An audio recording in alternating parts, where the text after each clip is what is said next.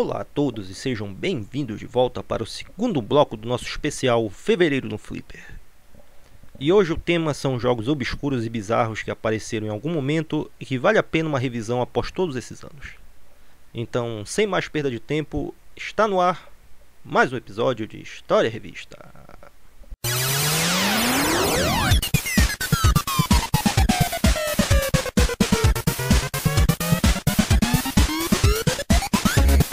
Jogos obscuros e bizarros, os que pouca gente ou ninguém viu por determinados motivos.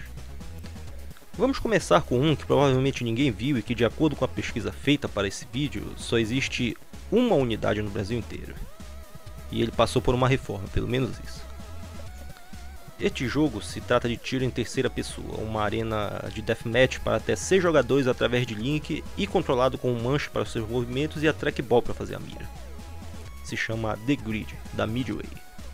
Aparentemente, lá na época do seu lançamento, ele foi um jogo raro também. E isso acabou por virar um sucesso cult. Quem conheceu gostou muito e sempre que a Midway lançava uma coletânea, a galera perguntava por que ele não entrou no meio. O mais perto que um jogo chegou de The Grid, podemos até falar que foi uma cópia de certa forma do Outtrigger da Sega, que era o mesmo esquema. Uma porradaria de tiro para todo lado numa área pequena e que ficou uma bela de uma bosta, isso nós temos que falar. Outtrigger é um jogo que devia ter sido desinventado e apagado de todos os registros da humanidade.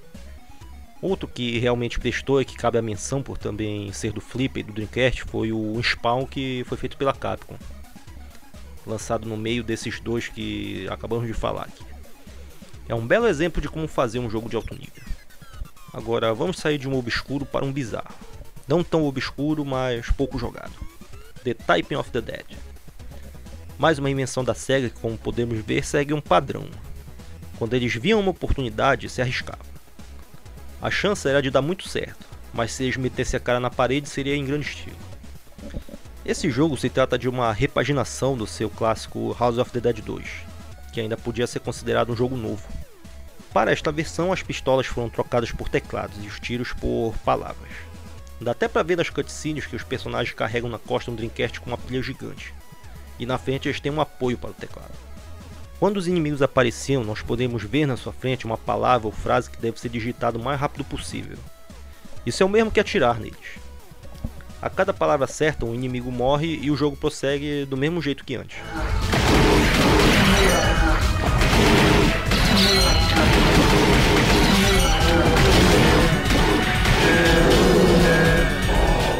Itens no canto da tela ou aqueles ataques repentinos pedem uma tecla aleatória. E os inimigos mais fortes pedem frases e palavras mais difíceis e longas. Se errar, os inimigos atacam e tem que começar tudo de novo. O que começou como uma brincadeira, que seria um jogo educativo, desse tipo que mal chega às lojas, virou rapidamente um sucesso e também chegou ao Dreamcast e ajudou a vender o seu teclado, que também foi criado para navegação na internet. Um movimento muito do esperto da parte da SEGA e que temos que reconhecer. E depois eles lançaram para PC, PlayStation 2 e iOS. Depois teve uma sequência que eles trocaram a jogabilidade do House of the Dead 3 para o Flipper e o PC. E o mais recente foi o Typing of the Dead Overkill, onde eles pegaram esse jogo mais recente que se trata da mesma história de digitação fatal, mas provavelmente eles encheram de palavrões também. O próximo é mais ou menos da mesma época e também é de tiro. Silent Scope da Konami. Nós jogamos como um sniper em variadas missões com aquela mesma urgência de jogo arcade de sempre. O jogador tem esse rifle gigantesco apontado para a tela e dentro da mira tem uma pequena tela de LCD onde está a imagem aproximada do lugar que ele aponta. Uma forma interessante, mas que, como já imaginaram, custava caro para fazer, e a eventual manutenção e poucas unidades que foram construídas acabaram selando seu destino. O jogo não ficou tanto na obscuridade porque ele foi lançado várias vezes em unidades ou coletâneas na era de 128 bits. E também tem uma versão para o Game Boy Advance e o iPad. É fácil de encontrar por aí. Outro que também segue um esquema de tiro diferente foi o Gunblade New York e a sua sequência LA Machine Gun. O jogador mira essas pequenas metralhadoras que, quando começam a atirar, causavam terremoto na cidade toda. E foi lançado depois em versões caseiras. E enquanto ainda estamos no departamento da SEGA, vamos ver esse de boxe que tentou pegar carona naquela onda do início do 3D, mas que não fazia 3D. Title Fight, de boxe. A máquina vinha sempre em dupla e os controles são essas alavancas, uma para cada braço. Os jogadores se encaram de frente e esse lutador transparente verde fazia de conta que era o lutador poligonal, como já tinham feito uma ou duas vezes em algum jogo da época. Mas quem ele imitava mesmo era o Punch-Out do Flipper, de muitos anos antes. Quando esse jogo não fez sucesso e ninguém ligou, eles deram uma arrumada e lançaram lá no Japão Dragon Ball VR Versus. Basicamente a mesma coisa, mas agora no universo das esferas do dragão. E como nós deixamos o melhor para o final, vamos para esse que é meio que pega pesado. Em parte ele conta como obscuro. Realmente pouca gente pelo menos sabe da sua existência. Mas também tenho minhas dúvidas. Aqui na minha cidade eu vi esse mesmo jogo em 2 lugares diferentes. Se teve por aqui, então provavelmente ele teve mais lugares. Mas enfim, vamos ao jogo. The Kung Fu Master Jack Chan, lançado pela Kaneko em 95. Gráficos digitalizados, fatalities e 3 vezes o astro. Em cada uma delas ele aparecia com a roupa e o estilo de luta baseado em algum de seus filmes. O jogo mesmo não chamou lá muita atenção, apesar da sua assinatura. E é muito fácil achar o problema. Basta nós irmos até a tela de seleção de personagens, onde nós não vamos encontrar nada do Jack Chan. Ele só aparecia controlado pelo computador, olha a mancada.